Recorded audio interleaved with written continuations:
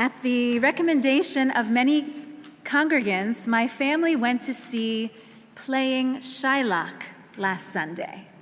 I saw some of you there. And for those who didn't catch it, it's the 2-hour one-man play about a Jewish actor who, like his Yiddish-speaking father before him, always wanted to play Shakespeare's Shylock, but never got the part because the world got in his way. For Saul Rubinick's father, the Holocaust and then immigration to Canada interrupted his own acting career. For Saul himself, a successful actor on stage and screen, he never got to play the part of the Venetian Jewish merchant called Shylock because Saul Rubinick was too Jewish. In an age governed by identity politics, there are many reasons why a Jew cannot be cast in the role of Shylock, it seems. The play ends unexpectedly and very movingly. Saul Rubinick takes center stage, and he offers Shylock's most famous monologue in Yiddish. It is a son's fulfillment of his father's dream, at least in part. You could say it's even a fulfillment of Shylock's dream. The fictitious 16th century Jew can finally stop trying so hard to contort himself to fit into the world's contradicting demands of him. He can finally just be human. And while I remember this monologue from studying the play, I have to say I heard it entirely differently in this post-October 7th world.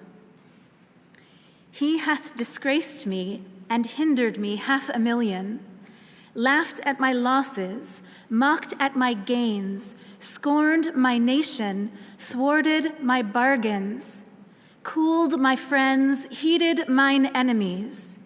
And what's his reason? I am a Jew. Hath not a Jew eyes? Hath not a Jew hands, organs, dimensions, senses, affections, passions? Fed with the same food, hurt with the same weapons, subject to the same diseases, healed by the same means, warmed and cooled by the same winter and summer as any other? If you prick us, do we not bleed? If you tickle us, do we not laugh? If you poison us, do we not die? And if you wrong us, shall we not revenge? If we are like you in the rest, we will resemble you in that. The villainy you teach me I will execute, and it shall go hard, but I will better the instruction. And as powerful as these words are in Shakespeare's English, I promise you they are even more powerful in Yiddish, and even more powerful still in a post-October 7th world. These are the questions we're asking, the same questions. Playing Shylock, written by Canadian playwright Mark Liren Young, is a timely story, a post-October 7th story. It could only be written now. It is a play about how the world will or won't make room for a Jew to be in the world. It's the story of how a Jew works his whole life to earn the world's blessing. Sometimes it comes and sometimes it doesn't. And now we can look at the individual Jew and see his story personified by the state of Israel, working to earn the world's blessing, and sometimes it comes and sometimes it doesn't. These themes show up in the most dramatic way in our Torah portion, Vayishlach. Oliver spoke of it and read it, that famous scene of the wrestling match between Jacob and an unnamed, unknown mystery man. It is written there, After taking his family across the river, he sent across all his possessions too. Then Jacob was left alone, and a figure wrestled with him until the break of dawn. It seems they were an even match. Finally, still entangled with one another, one speaks, saying, "Let me go, for dawn is breaking." And the other answers, "I will not let you go until you bless me." Jacob did not start this fight. He is desperate to end it, but not for nothing. There is a price to be paid for the attack, and a debt owed after all the contortions that he was forced into. Jacob will end this round, but only with a blessing. As in every stage of his life, he demands a blessing. The man who cleverly acquired his brother's birthright and then his father's blessing now demands one more. Jacob, who received God's blessing before he was ever even born into the world, wants one more. He wants the blessing of the one who threatened him in the dark of night, or in our most recent case, in the brightness of morning. Even a negotiated birthright is still a birthright. Even a forced blessing is still a blessing. But this time, the blessing doesn't come in a straight or simple way, not as Jacob was hoping for. No, that kind of blessing is often denied him, often denied us, often out of reach. But something else is granted. Does it resemble a blessing? Vayomer elav ma shmecha. What is your name? The man asked. Vayomer Yaakov, Jacob. Vayomer lo Yaakov ye'amer od shmecha, ki im Yisrael. Said he, your name shall no longer be Jacob, but rather Israel. For you have striven with beings divine and human, and you have prevailed. You have survived. We want the world's blessing. We ask for it. We work hard to earn it. And sometimes we wrestle for it. Sometimes with a little luck and with God's grace, it comes, and sometimes it doesn't. This past Wednesday evening, one of our leading benefactors, Heather Reisman, moderated a conversation with Zibby Owens, editor of a new book entitled On Being Jewish Now. It's a Heather's pick, and I do recommend it as a terrific Hanukkah present. There are 75 voices here in very short essays, just 2 pages each, from a range across Jewish journalists, Jewish artists of all kinds. It's a great conversation starter. I recommend it so that it can prompt conversations at your own family tables, between the generations, and with friends as well.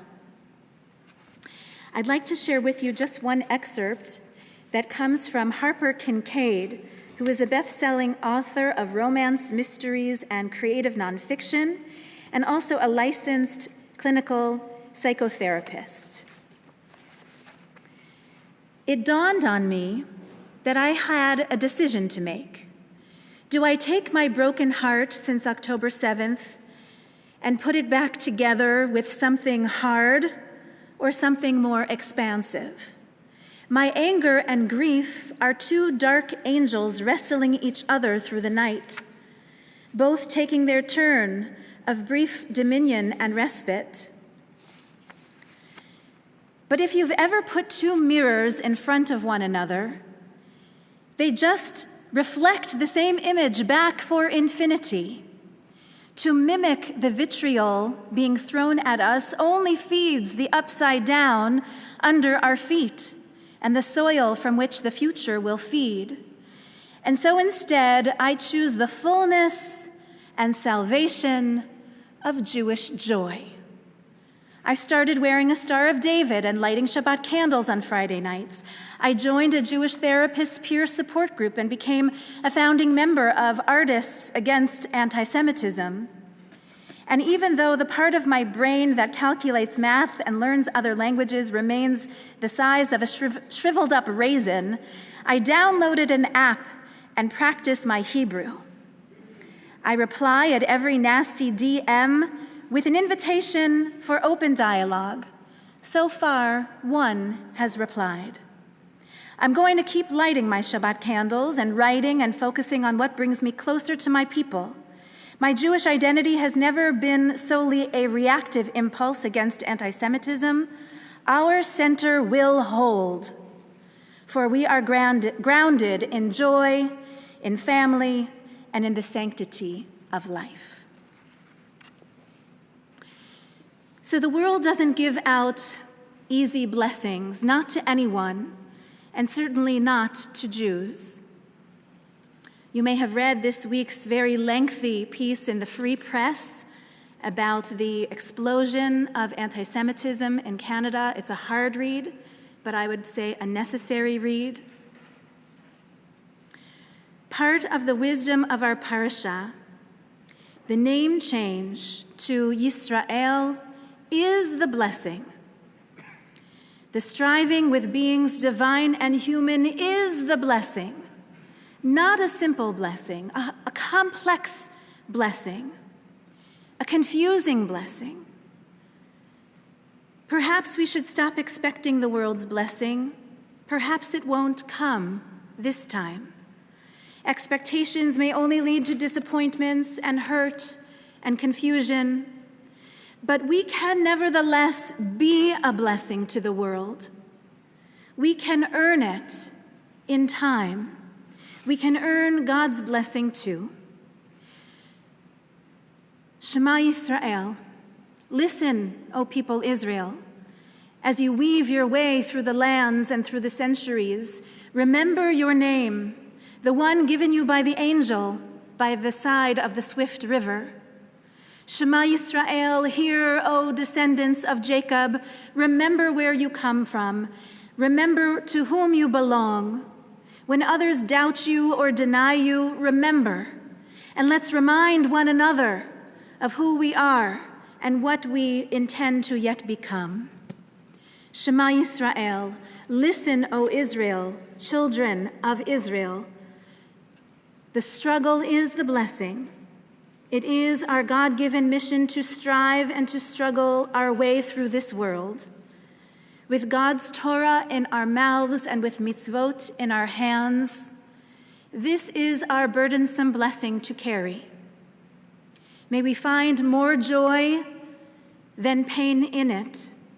May we find more uplift than sadness or frustration in it.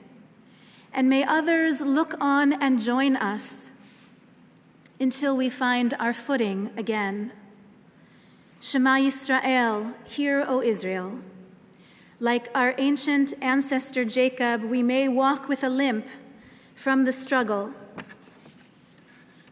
We may be damaged goods, but we know in which direction to walk, with one foot in front of the other and with heads held high. Amen.